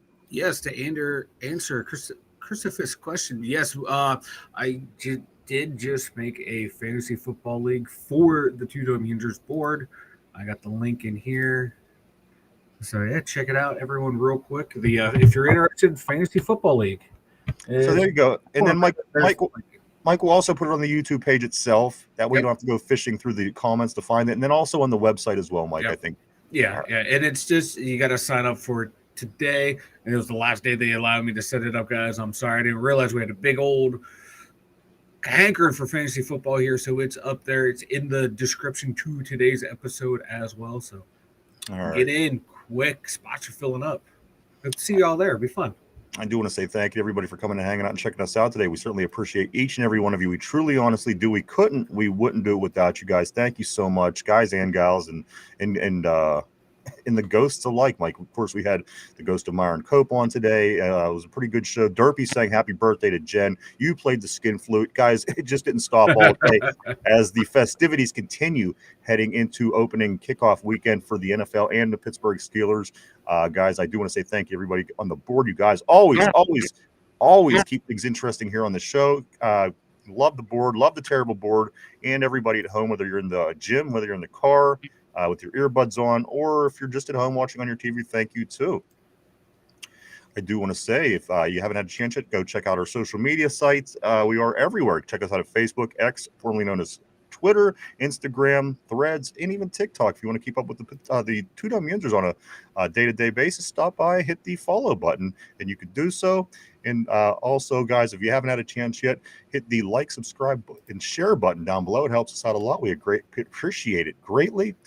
Tune in tomorrow, excuse me, as we continue to work our way toward the Steelers opener against the Jets, guys. But again, the season kicks off tomorrow, so a lot of things going to be going on here as we make our picks to start off the season. Derpy was the big champion last year, winning $100 on a gift card for the Permani brothers. So I'm gonna do it again. I'm gonna do it again this year.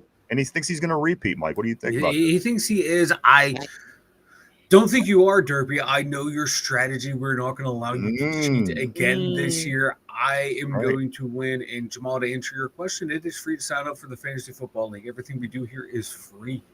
So check it out. And I do want to say happy birthday, a big happy birthday shout out to Jen on the board. Always great. Super fan, Jen. Happy birthday. Boom. The big 22, I'm sure, is going to be nice for you, right? Me too. I'm on the big 22 as well on my next birthday.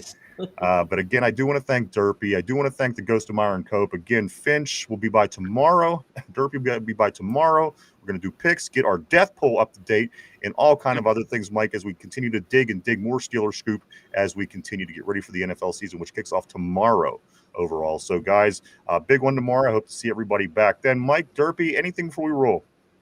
Got nothing, brother. Derpy? Don't be a Justin Field. All right, there you go, everybody. Again, thank you so much. Fumble the bag, basically. What's that? Basically, don't fumble the bag is what I mean by don't be a Justin Field. All right, there you go. Don't fumble the bag. You heard it here. I hope everybody has a safe hump day. Everybody has a great day. Get ready, guys. Tomorrow kicks off. Tomorrow's Thursday Night Football. 3.5 more days, guys, and we kick it off. We'll be back tomorrow to talk about that and a lot more. Thank you so much for stopping by, everybody. We appreciate you all. Thank you. We'll see everybody tomorrow. For Derpy, for Mike in the Steelers Central Mobile Studio, myself, the two Dum Yinzers. Everybody have a great hump day. See you tomorrow. Bye-bye.